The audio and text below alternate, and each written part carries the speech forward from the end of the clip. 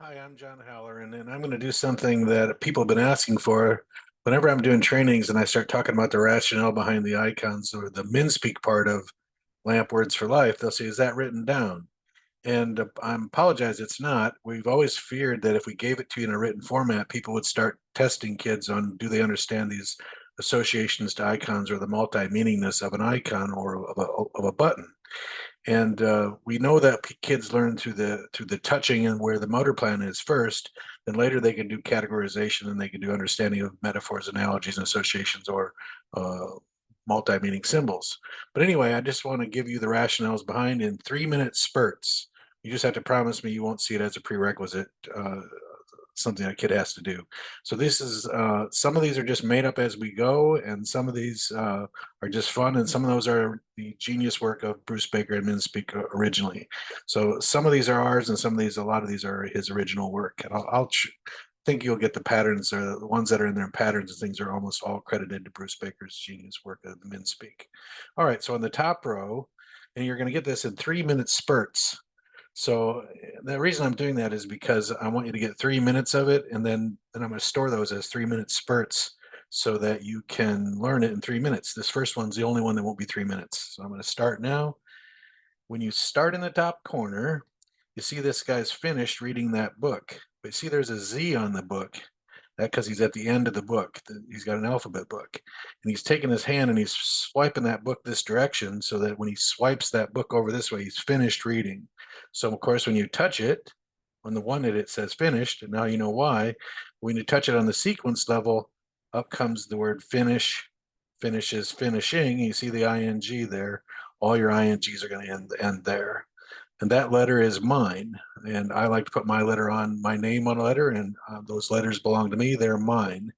This button's also blue, sticks out so that you can see it. It's also a nice button because when you touch it, it's completely empty afterwards so that you can store all the kids or the adults' names that are important to them. So John, because I'm Big Bad John, there's bad in the corner because when you're bad, you get put in the corner. So now when I hit name bad, I would store John there.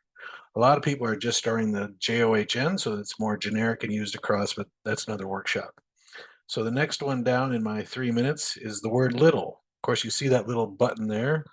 And when you touch it, then you get the adjective little, littler, and littlest. And you'll see that pattern throughout there. That's all Bruce Baker's genius work. Well, the baby is, when a baby is born, it is very weak.